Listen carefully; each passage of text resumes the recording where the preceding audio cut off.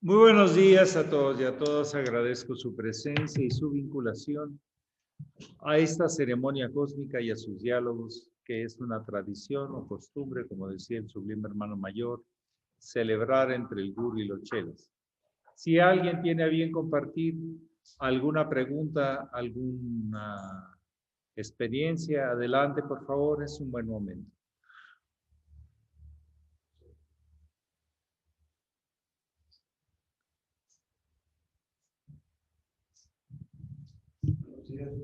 Buenos días. Buenos días. Por diferentes medios se puede borrar la memoria. Y al borrar la memoria, no sé dónde estuvo. Hay muchas preguntas. De borrar la memoria, se puede borrar los espíritus, se puede borrar. Es que implica algo sencillo y al mismo tiempo complicado sobre borrar la memoria. Estaba yo pensando, ¿sirve para borrar la memoria o no sirve para nada? Bueno, yo hasta donde logro comprender, no se puede borrar la memoria de ciertos niveles y de ciertos niveles sí.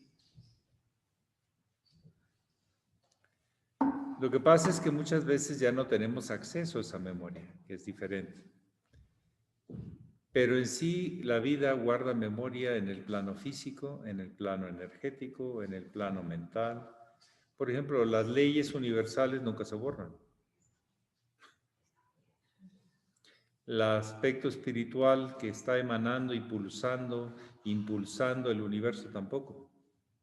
Tienen su propia voluntad. Lo que sí, cada ciclo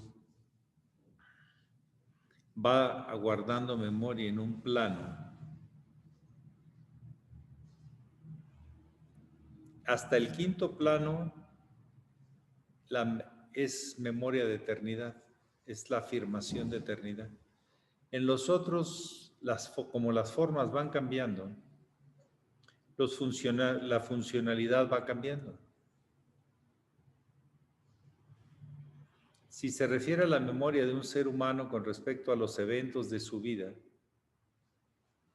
desde un ángulo puede olvidarse, pero desde el ángulo que impregnó todo el cuerpo y hasta los códigos genéticos, que se llama epigenética, no. Pues que no tiene acceso, pero está ahí. ¿Cómo podemos guardar una memoria de más de 5,000 millones de años, desde la creación de la bacteria hasta ahorita? Y en solo 9 meses, en una manera impresionante, la volvemos a revivir. O sea que en ciertos planos se guarda la memoria, pero ya no tenemos acceso. Es como a veces perder por un golpe la coordinación de una parte del cuerpo. Hay que volver a reconectar. El sistema nervioso está ahí, si está ahí se puede reconectar hasta un punto, excepto que esté en un deterioro físico. O también hay deterioros emocionales que no te permiten accesar. Pero arriba del mental hacia arriba, todo es perfectamente registrable. Que tengas acceso es una cosa y que no tengas es otra. Inclusive en el ángulo del inconsciente, con hipnosis se puede saber que muchas personas ni se dieron cuenta de lo que guardaron. No se acuerdan de qué color era el techo, de cuántas cosas había en ese cuarto, de muchas cosas. Y por hipnosis podemos desde el inconsciente, que no teníamos acceso, volver a preguntar y ahí sí vamos a saber que eso estaba ahí. Entonces, una cosa es la memoria porque tengo acceso y otra cosa es haber perdido el acceso a la memoria. Son dos cosas diferentes. Ahora, hay cosas circunstanciales que sí van cambiando, pero las cosas importantes, en pro y en contra, en el sentido del dolor o la afirmación de profunda felicidad, no. Ahí se guardan en el ámbito energético. Inclusive en el proceso de la vida, en nacimientos y muertes, desarrollo y muerte, tenemos nosotros lo que se llama una segunda muerte, donde perdemos la memoria de las formas, que después por vía triangulación de una serie de factores se puede de repente alcanzar a recordar algunos aspectos, pero en sí ya no funcionales. Entonces, depende qué memoria estemos hablando. Por ejemplo, a nivel magnético,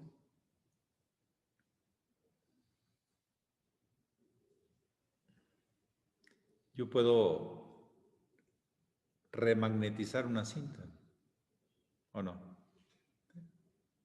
Esto tiene memoria y por eso se guarda el micrófono aquí, en lo físico. En lo energético, pues mientras funcionen las conexiones va a estar bien. Y no haya deterioro físico de las piezas, como este micrófono. Pero desde el ángulo de la inteligencia que creó esto, no, porque esas memorias de las leyes universales, del sonido, del magnetismo, de la conductividad y de todo eso, pues esas no se van a borrar.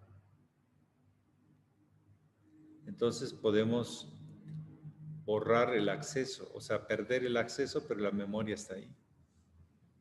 La memoria está ahí. De hecho, tenemos memoria de muchos aspectos que hemos vivido y están reflejados en este cuerpo.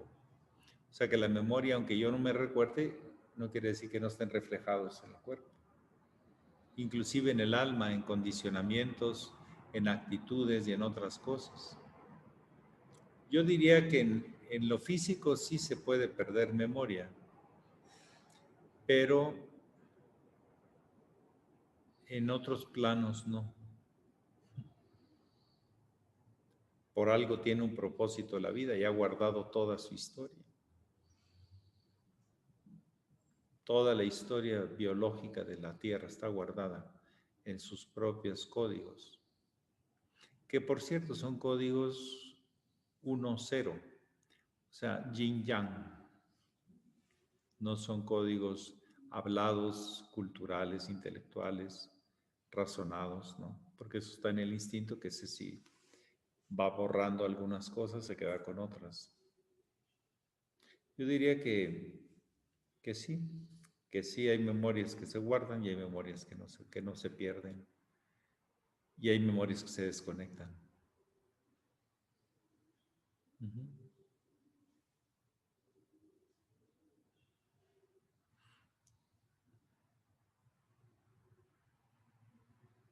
Y hay que reconectar. Toda la idea del yoga es reconexión. Ahí está, pero no está conectado, no está articulado, no está funcional. Ahora sí, si nos referimos a esclerosis cerebral, a mal de Parkinson, Alzheimer y cosas de esas, es que es una ya disfuncionalidad física.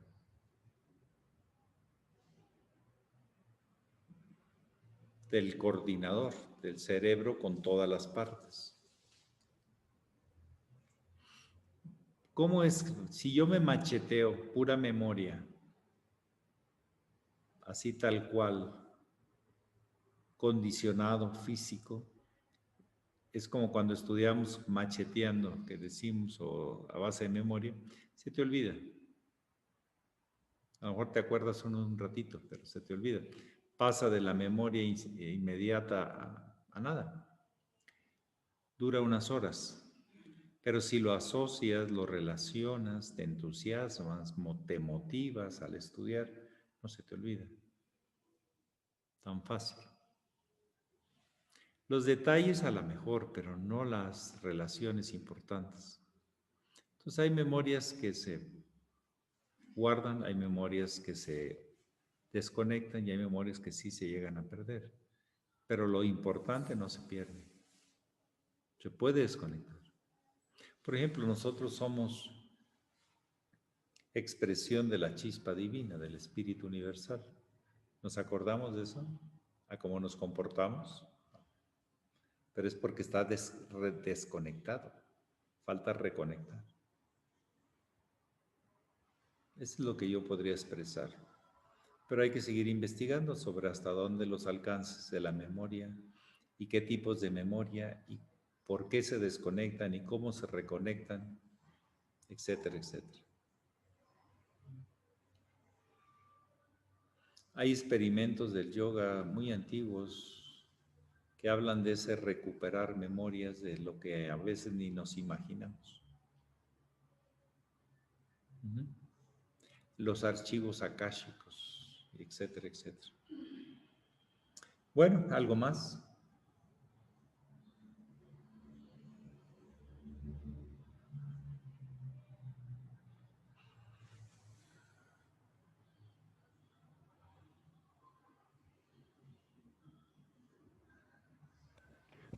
Buenos días, muy honorable Sachela. Buenos días, don Delio, buen día. Quisiera preguntarle sobre hacemos referencia, en algunas ocasiones se hace referencia también y tiene mucha influencia el Buda. Y bueno, él, de acuerdo a la historia, llegó antes que el Cristo, creo que 5 o 6 siglos antes. 560 más o menos años antes. Entonces ahí la pregunta es, ¿cuál es el rol de Buda en general en la humanidad? ¿Se complementa o el Cristo se complementó con lo del Buda o el Buda es un avatar de la zona? No sé. Bueno, a ver, lo voy a abordar desde otra manera y luego llego a lo que usted me pregunta. Hay una línea de regreso consciente a la fuente universal, al ser. Esa línea siempre ha estado ahí con preceptos, virtudes, conductas, sentido de vida, podríamos resumirlo, un sentido de vida. El Buda fue el 23º que lo alcanzó. No ha sido el único, ni fue el primero. Por eso decimos mucho seguir la línea. Realmente la línea no se inventa, se vive y se descubre. Mucha gente piensa que el maestro Estrada creó la línea iniciática, lo cual es falso. Él la vivió y la enseñó. El Cristo la vivió y la enseñó. Es algo que trasciende a la persona. Pero cuando se vive, se deja todo. De hecho, hoy sale una sentencia intensa, fuerte, ¿o no? El que me niega será negado cuando toque dar el paso al estado del Hijo del Hombre. Y el que entrega su vida se salvará. Pero es acerca de la línea crística, la línea búdica, es la línea hacia la fuente, hacia la unidad, hacia la luz. Y cuando uno siente eso, se siente responsable y se dedica a servir. Deja su persona a un lado y la mantiene, pero no es su objetivo, porque va a morir tarde o temprano la persona. Y se dedica a servir. Parece un poco raro, extraño, de locos, pero así es. Es más bien de alguien que no está loco por la ilusión, sino está despierto. La línea la viene a mostrar el muy sublime maestre a esta era. El maestro, el muy sublime hermano mayor nos decía que hay instructores de esa línea. Y hay instructores para una cultura,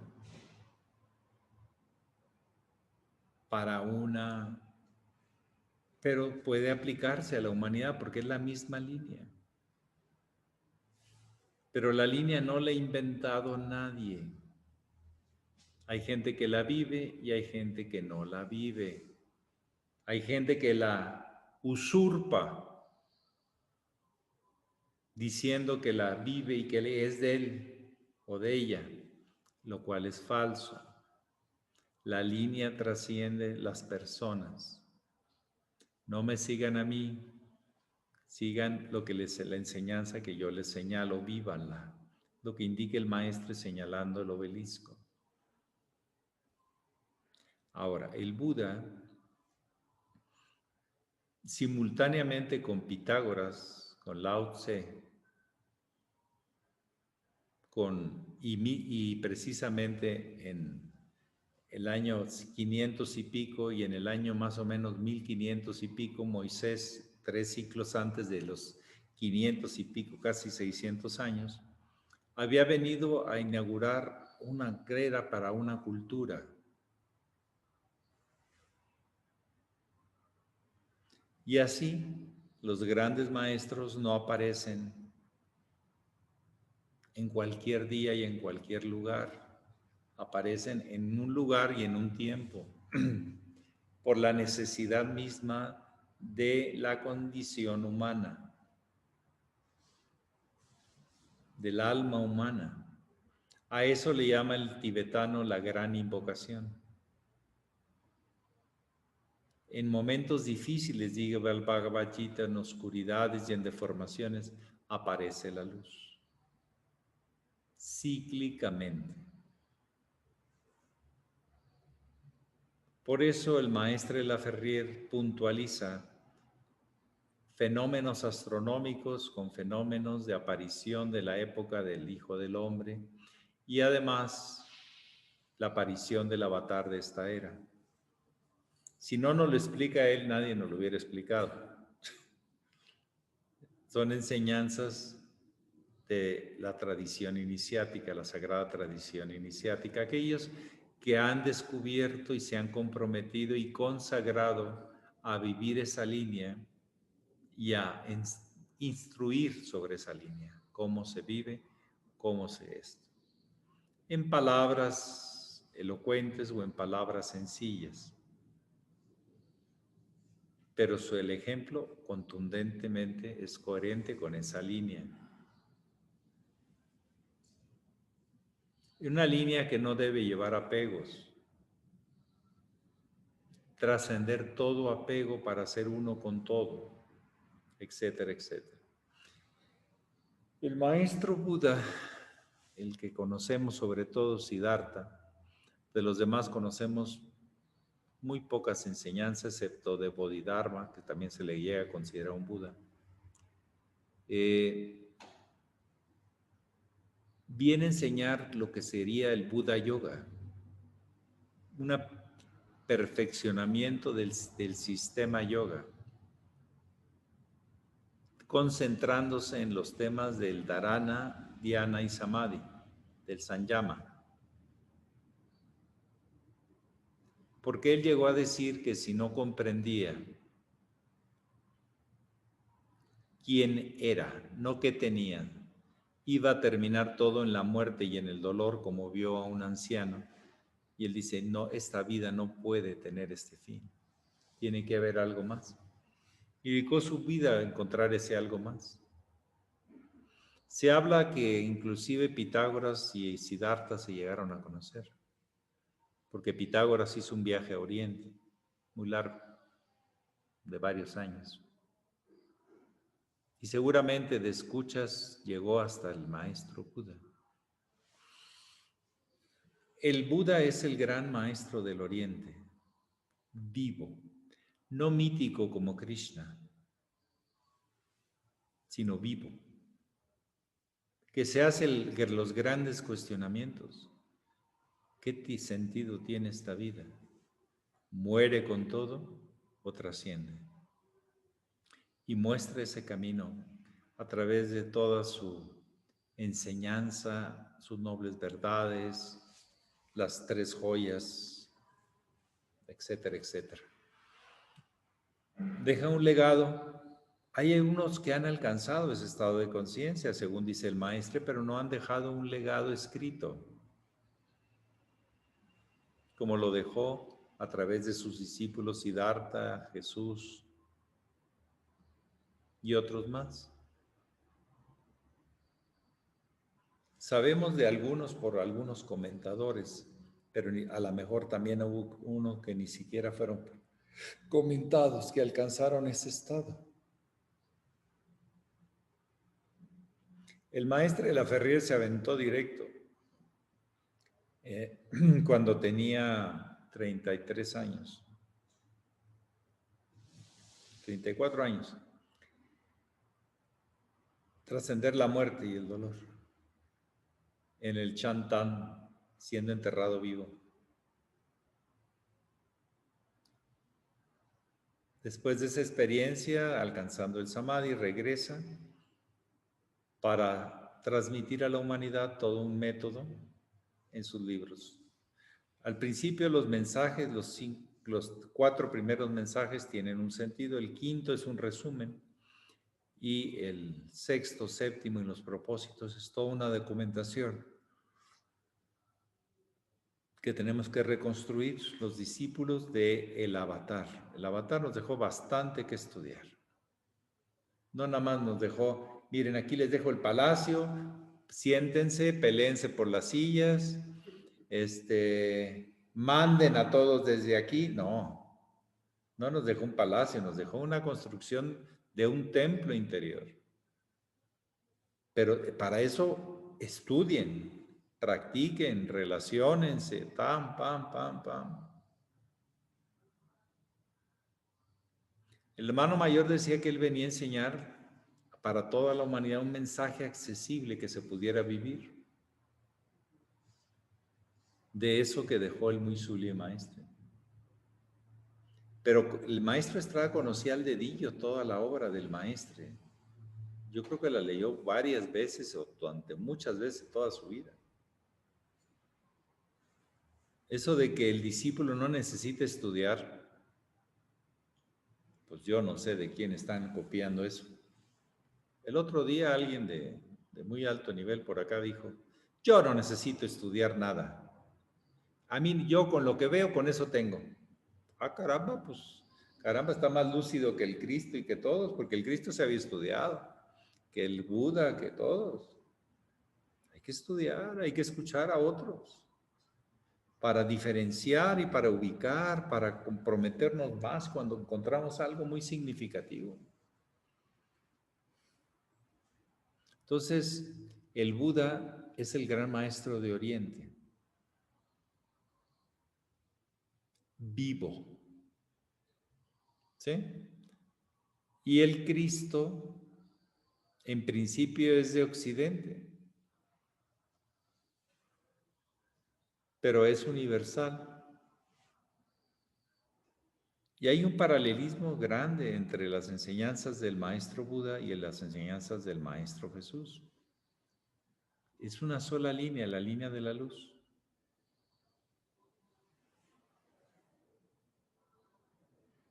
Que esa no es un tema de posesión y no tiene etiqueta.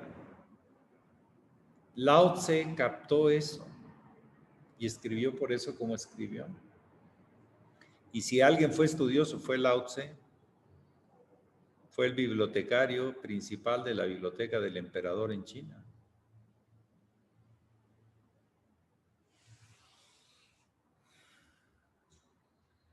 En fin, pero más que a ver quién es más grande, estos grandes maestros se encontraron, delinearon y enseñaron y lo mostraron con su vida el camino que es el único camino. Pero vuelvo a decir, los maestros no vinieron a hacernos poderosos, sino a ser servidores de la vida y de los humanos y darle un sentido a todo eso que recibimos constantemente de la vida universal, del plan cósmico. sus energías, sus frutos, etcétera, etcétera.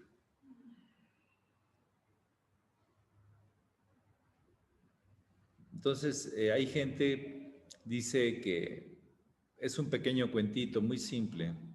Dice que un día se encuentra un cristiano medio fanático y un budista medio fanático y se ponen a discutir a ver quién tenía la mejor enseñanza. Y entonces, por casualidad, pasa el Cristo y pasa el Buda. Y se abrazan y se ponen a decir, caramba, has dado tú una gran enseñanza, hermano. Pues tú también, hermano. Bueno, pero hay que seguir trabajando. Sí, hermano, hay que seguir trabajando. Se dan el abrazo y continúan. Nunca se pusieron a discutir a ver quién era el más grande. Se pusieron a ver el tamaño del trabajo que les tocaba. Por eso de imponer grados y de sentir que los demás se agachen y que me obedezcan, no tiene sentido, no tiene sentido. No es la línea. Dice muy claro el Cristo, el que quiera ser más grande, que sea el servidor de todos. Y el servidor de todos no se puede poner un grado para imponerse a los demás, ¿o sí? Pero sus actos hablan de eso. ¿Qué hizo el hermano mayor? Se puso al frente de la casa de Insurgentes 226. Él tenía una misión enorme, pero dijo, si no pongo el ejemplo aquí, no va a haber nada. Y se sacó adelante esa casa enorme, porque era grandísima para aquella hermandad, y la sacaron adelante con gran entusiasmo y grandes equipos. Y cuando había problemas, se arreglaban los problemas, porque había un objetivo por encima de cualquier asunto personal. Entonces, sí, es una sola línea que le llamamos sagrada tradición iniciática, aquella que te lleva hacia la experimentación de lo eterno, a la verdad eterna, y no a circunstanciales de poder temporal. Si tú, por ejemplo, a un rey le educa a su hijo nomás a mandar, ¿en qué se va a convertir el rey? En un tirano. Pero si empieza desde abajo y le enseña a limpiar el castillo y a servir y a curar a las personas con el ejemplo, estoy hablando, va a ser un rey que va a amalgamar ese grupo humano, ¿sí? Y los va a hacer muy fuertes. Como dicen, baños de pueblo. El maestro Estrada se daba muchos baños de pueblo. Iba a los mercados. No dejó, no despegaba. Hay personas que dicen, si no me llevas al mejor restaurante, no voy. Ah, bueno, pues está bien. No, así no. Entonces, la línea ahí está. Es una serie de virtudes, de formas de ver la vida, formas de responder a la vida, formas de servir a la vida, y trasciende cualquier personaje. A esas alturas, ¿quién es más grande? El que sirve más.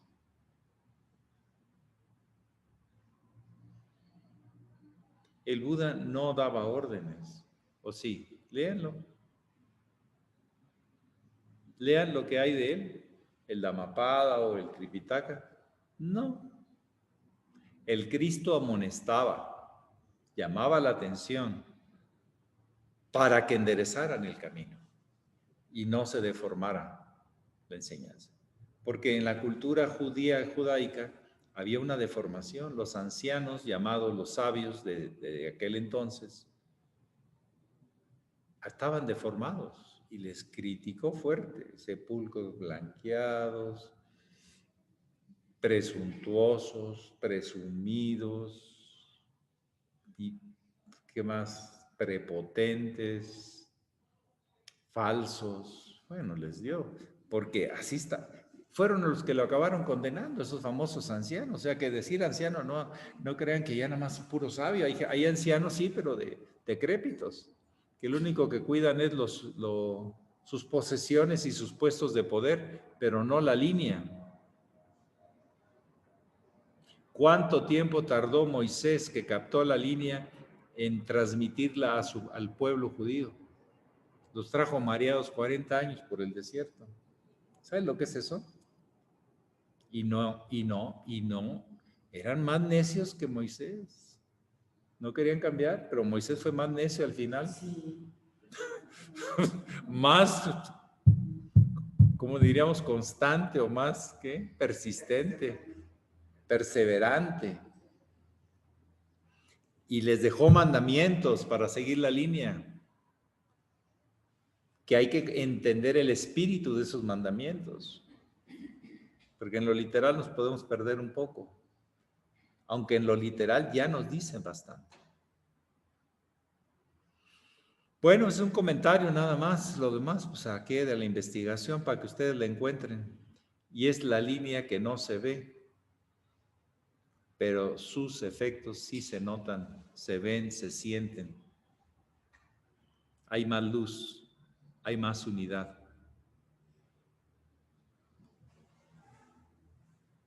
¿Algo más?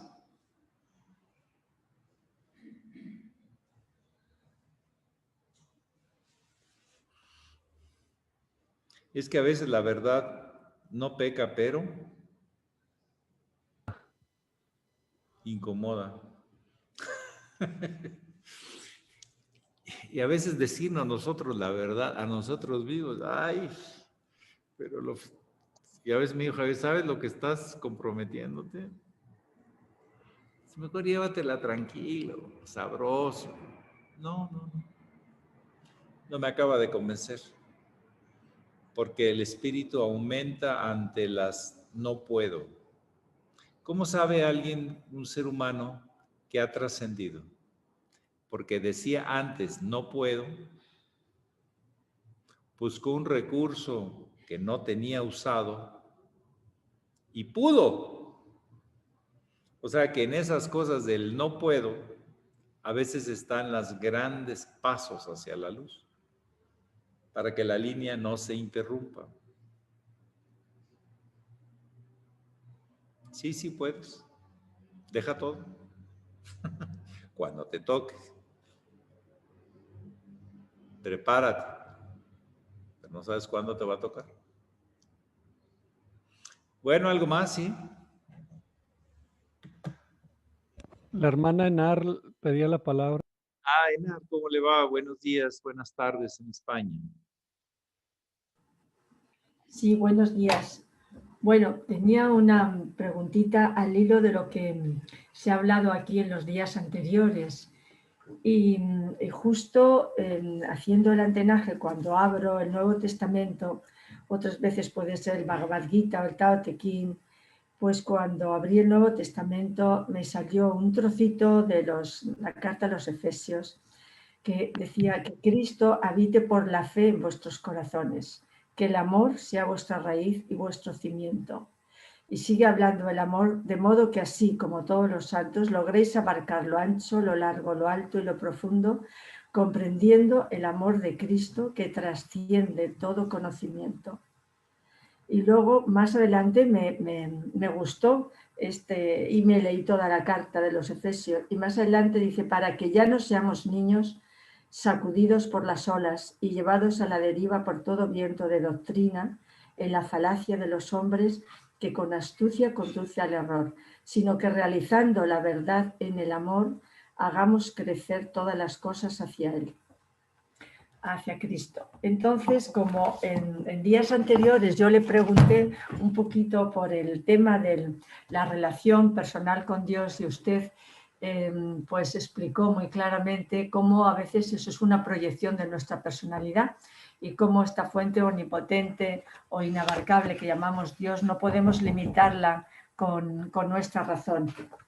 Entonces, pues leyendo esto, quería matizar lo que yo quise preguntarle, porque en realidad yo hace tiempo que superé lo que es esta tendencia a proyectarnos y a querer un Dios amigo o un Dios bueno que nos escucha o lo que usted decía, ¿no? Ni siquiera ya el Padre con las barbas y que nos ve y nos castiga, no, eso ya hace tiempo. pero sí que siento esa necesidad de experimentar de alguna manera a Dios, y a veces me veo muy ingenua porque digo, con lo que me falta a mí todavía, porque se nos dice en todas las religiones, usted ha citado el budismo y hay otras que nos hablan del amor, de la compasión y también de la unidad a Dios. Y en estos días, hace 2 días o 3, usted habló mucho de la fraternidad y la amistad, que eso ya se ha hablado mucho. Y yo me pregunto si yo soy capaz realmente de amar a los demás si antes no he experimentado esa unidad con Dios, ese amor a la divinidad, esa gratitud a todo lo que me llega. Entonces, si no he empezado por ahí, a lo mejor ese amor y esa fraternidad a mis hermanos quizás sea solo en mí una norma moral, puesto que no he experimentado todavía la unión con Dios. Y luego sí que se nos dice amar a Dios. En el Bhakti Yoga también lo tenemos. En el ceremonial hay oraciones de invocación, de reconocimiento a la fuente de donde procedemos. Entonces mi pregunta era si realmente podemos experimentar el amor de Dios, no solo el que va de nosotros hacia Él, hacia la divinidad, la fuente infinita, sino al revés, llegar a experimentar también que estamos seguros, que estamos también en sus manos, como dice el Bhagavad Gita, yo estoy en todos, aunque todos no están en mí. ¿Cómo explicar eso? ¿Cómo sentir eso? Ese amor de Dios hacia el ser humano. Pues es que está en todo. ¿Por qué cree que nos producen frutos y vegetales y todo en el planeta? Pues por amor, por relación del cielo y la tierra. Si no hubiera luz que viene de la fuente y si no hubiera una tierra que lo recibiera, pues no se daría. Es un reconocimiento. Como decía, no perder detalle, interno y externo. No es tan racional, es muy vivo. El espíritu se siente algo vivo.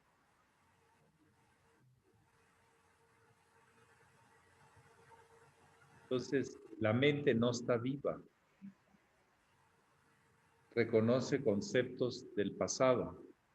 Entonces, experimentarlo en directo es cuando experimentamos profundamente el significado y el valor del presente, del instante, de cada instante.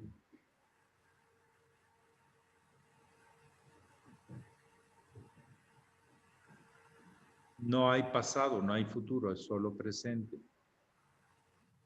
Pero para eso, poco a poquito, se va teniendo experiencias que se van integrando y se va haciendo una conciencia más universal. El alma va creciendo, como se dice, hasta llegar a ser un alma grande. Y alma grande no quiere decir que tenga riquezas. ¿Qué quiere decir? Que las partes se sienten identificadas con ella porque viven en él o en la conciencia de ese ser humano, y ese ser humano se siente viviendo en los demás. El concepto de amor es muy particular. Decía el hermano mayor que ley de sintonía. Es la mejor definición que he escuchado. Cuando hay sintonía, hay amor. Hay muchos tipos de sintonía. Cuando no hay sintonía, hay odio.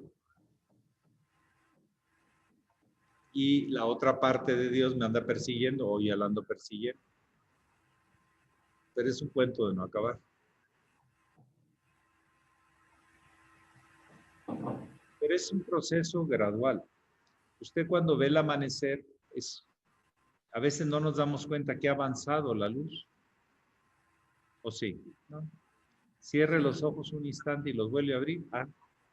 Pues, caray, ahora hay más luz. En el atardecer también. A veces uno no nota que se va bajando la luz general, como un dimmer, como un regulador.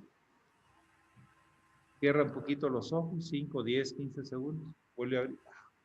Sí cambió. A veces la conciencia no se da así. Tiene que ser instantes.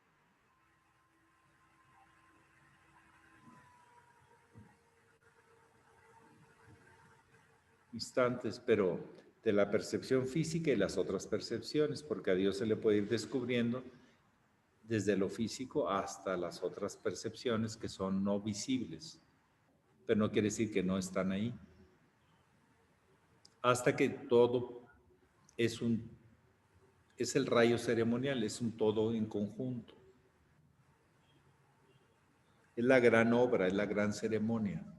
No hay nada fuera de ahí y todo es ahí.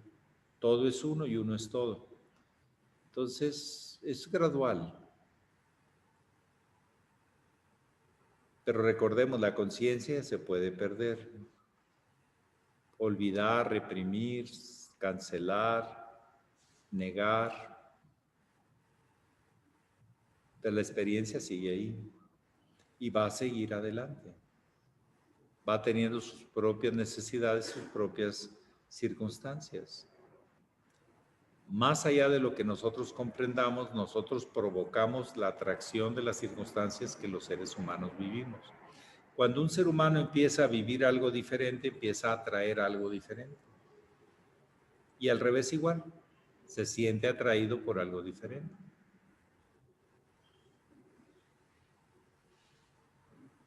Bueno, y hay que seguir experimentando, pero el propósito es una línea, tiene que quedar claro. No podemos cambiar ni distraernos de esa línea, porque entonces ya no vamos para allá. Si dos personas no van en la misma línea, no van al mismo lugar. Sí.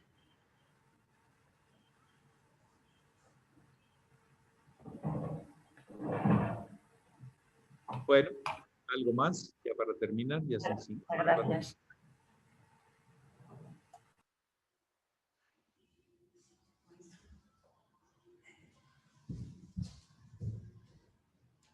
Buenos días, maestro. Buenos días a todos. En este mismo tema del amor,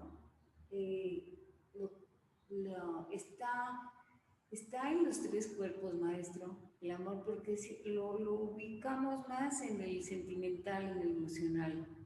Entonces, nos puede decir si está... Si hay sintonía, si los elementos químicos tienen buena complementación, pues se van a acoplar o no.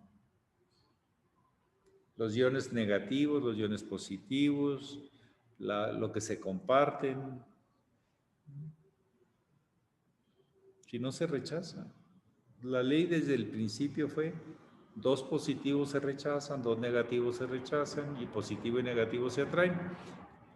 Pero hay resistencias que vienen de las historias de nuestras memorias, nuestros registros. Y esos tenemos que trabajar. Pero hay muchas veces que no hay que insistir tanto en estar repasando el pasado. Hay que conocerlo, punto. Y ahora a trabajar con buenos hábitos, las virtudes que compensan los vicios del pasado. La tradición es clara.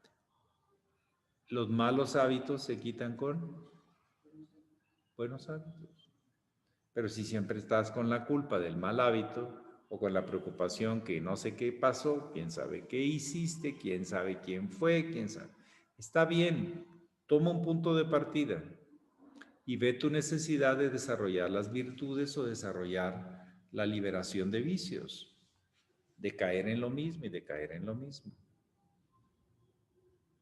Hay un lado de diagnóstico, pero ya que está el diagnóstico, de ahí en adelante es terapéutica, es trabajo, es expresión de impulso, de voluntad, aplicada, no teórica, no de buenos deseos solamente. Pero sí, ese amor tiene expresiones en muchos planos. El amor universal es no condicionado, pero empezamos todos con amor condicionado. Todos. Un bebé condiciona. ¿Eh? Sí. necesita condicional. Y si ve que, pero a las semanas que puede llorar e inmediatamente tiene consolación, ¿qué le pasa? Son mecanismos para quitarse el temor y estar solito. Por eso, pero luego se vuelve manipulador desde semanas, tan chiquitos. O sea, entonces se vuelven más llorones. En cambio, si le das confianza, mira, con poquito que llores, yo ya sé lo que quieres, aquí estoy. Pero a mí no me gusta que llores, me gusta que estés bien, pero si necesitas llorar, está bien. Y así te entiendo. Pero mejor a pasarla bien tú y yo. ¿A poco no está más bonito que tú y yo la pasemos bien, que tú estés llorando y yo desesperado porque no te calles? ¿Han escuchado un llanto de bebé por 1 o 2 horas? ¿O más? ¿Una noche? Sí, pero eso es que le pasa algo. Es que no le entendemos. No es manipulación. Por eso hay una necesidad expresa, pero hay una necesidad de fondo, por eso, no resuelta. No resuelta. En el fondo no está resuelta. ¿Sí? Y eso es maravilloso. Hay veces las mamás distinguen 40, 50 tipos de llanto porque detectan lo que hay detrás del llanto. ¿Sí? Puede ser compañía, puede ser otra, un dolor, pueden ser muchas cosas. Entonces, así la vida. Hay un trasfondo que tenemos que captar. No solo lo de afuera, sino el trasfondo, la necesidad profunda y atenderla. De nosotros también. Hay veces que un niño viene y te da una patada porque quiere que lo cargues. Es incongruente, pero así es a veces, ¿no? Pero luego aprende a decir, cágame, ya, está más fácil para los dos, ¿sí? En fin, la vida es cuántas lecciones de lo que es aparente y de lo que es en el trasfondo. Así también en el ámbito espiritual. Bueno, pues en esa investigación de descubrir qué hay en el trasfondo de las cosas, del origen, la necesidad y el para qué y el por qué, y el cómo mejor un método, bueno, pues ahí andamos en este proceso. Que les vaya muy bien, usen sus herramientas, no las dejen colgadas en la sala de herramientas, úsenlas, que les van a ayudar mucho a su propio trabajo. Pax. Pax, maestro. Gracias. Maestro, Pax, hermanas, hermanos. Muchas gracias.